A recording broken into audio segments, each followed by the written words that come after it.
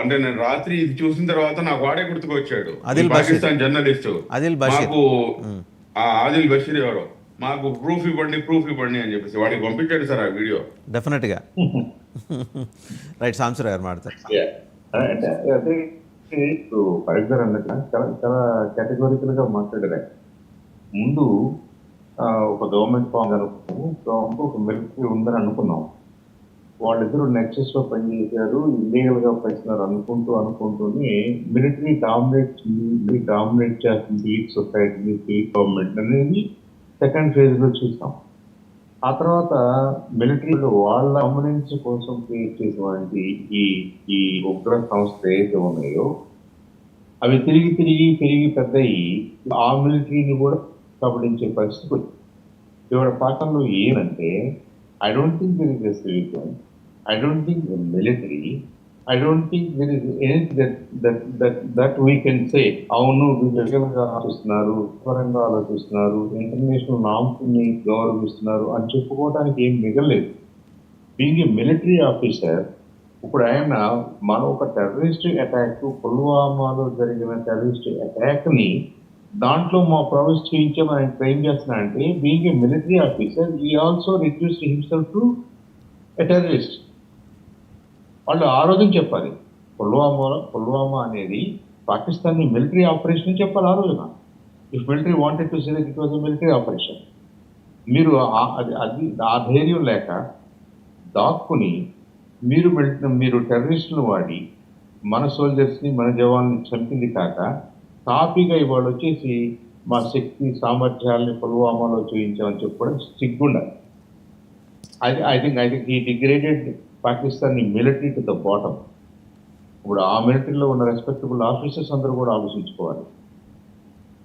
కాబట్టి ఇదంతా కూడా వర్షాన్ గారు మీరు ఒక 2-3 డిస్కషన్స్లో చాలా మంది అనలిస్టులు మాట్లాడుతున్నారు. మీరు కూడా అనేసారు, being a responsible journalist, Pakistan rogue state ఎందుకు అనకూడదు అని.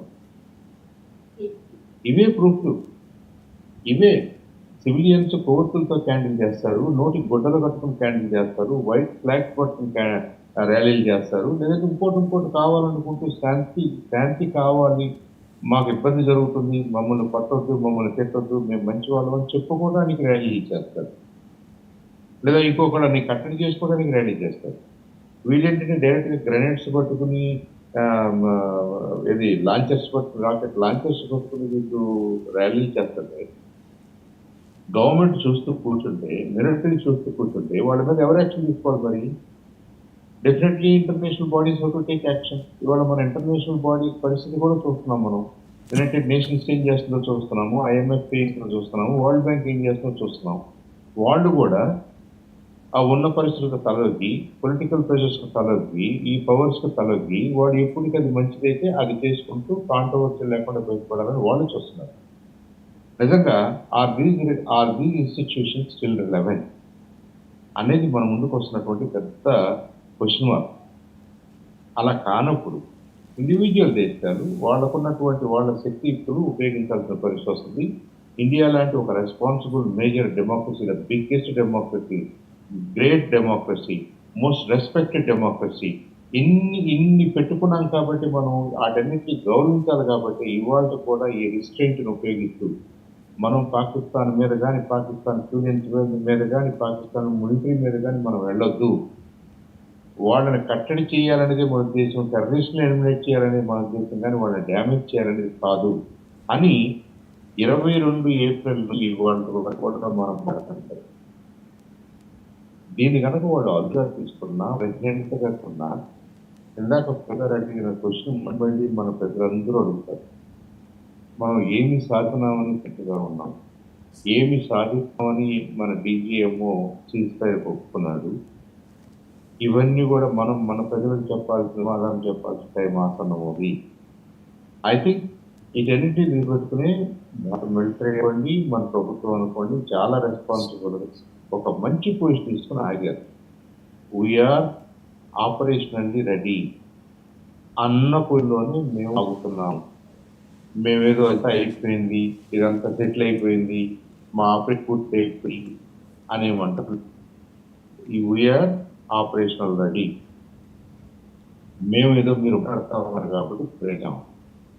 మీ డీజీఎంఓని, మీ ప్రభుత్వాన్ని, మీరు ఎవరైనా సరే పాకిస్తాన్ నుంచి మీరు పెట్టే ప్రపోజల్స్ బట్టి, మేము పెట్టే ప్రపోజల్స్ ఎంతవరకు అంగీకరిస్తారో దాన్ని బట్టి మన జేడీ లక్ష్మణ్ గారు రాసినటువంటి డిమాండ్ నా ఉద్దేశం కంట్రీ ఈజ్ ఆల్ఫర్. మనం ఏదైతే మేజర్ టెస్ట్ గ్రూప్స్ అన్నామో వాళ్ళ హెడ్స్ ను సరెండర్ చేయాలి. అవసరమైతే మునీర్ ఆర్మీ చీఫ్ ను సరెండర్ చేయాలి. ఇండియా కస్టడీలో పంపాలి.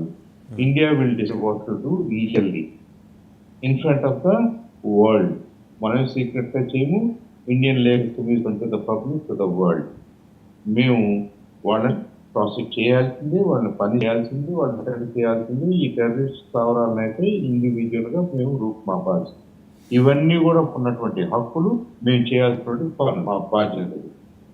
ఇప్పుడు పాకిస్తాన్ తీసుకున్న భాగంగా వీళ్ళను మరవడానికి లేదా ప్రాసెస్ చేయడానికి ఇలాంటి టర్మ్ కండిషన్స్ కనుక వాళ్ళు ఒప్పుకుంటే ఈ సీజ్ఫైర్కి ఏమైనా మీనింగ్ ఉంటుంది, ఈ సీజ్ఫైర్ కంటిన్యూ అవుతుంది. Otherwise I think India happy. I don't think Indian government is happy. I don't think Indian military is happy. Nobody is convinced that we retaliate. Right sir, ఒకసారి నేను భారత భూభాగం మీద దాడికి ప్రయత్నం చేసిన పాకిస్తాన్ యుద్ధ విమానాలు కూల్చేసిన విషయం air chief marshal AK Bharati చెప్పారు. ఒకసారి ఆ బయట చూసి ప్రొఫెసర్ శేషాద్రి గారి దగ్గరికి వెళ్ళాం. We have down a few planes. Numbers, we would not like to hazard a guess out here. Okay, I have the numbers, and we are getting into the technical details of it to establish it. So I would not like to put a figure at this time, but definitely there are losses from their side which we have inflicted. But they four generations, sir. Right, professor Seshadri గారు ఆయన చాలా క్లియర్గా చెప్పారు. మేము కూల్చేసాం పాకిస్తాన్ యుద్ధ విమానాలని. So సంఖ్య ఎంత అనేది మా దగ్గర ఉంది. టెక్నికల్ డీటెయిల్స్ మనం shortly they will be shared. And hi-tech birds కూడా ఇందులో ఉన్నాయి. హైటెక్ బర్డ్స్ అంటే he mean to say China involvement అనేది. చైనా వెనకాల నుంచి పాకిస్తాన్ భుజం మించి ఏం పేలుస్తుంది, వాళ్ళు భూమికి బెత్తడి ఉంటారు కదా, వాళ్ళకన్నా పాకిస్తాన్ వాళ్ళు హైట్ ఉంటారు కాబట్టి స్టూల్ వేసుకొని వెనకెక్కి అక్కడి నుంచి తుపాకులు వీళ్ళ భుజం మీద పెట్టి పేలుస్తున్నారు వాళ్ళు. అది ఎస్టాబ్లిష్ అయింది. ఆ టెక్నికల్ డీటెయిల్స్ మనకి సాయంత్రానికి వచ్చేస్తాయి. ఇప్పుడు పరిస్థితి ఎలా ఉందంటే అండి, నేను 1965-70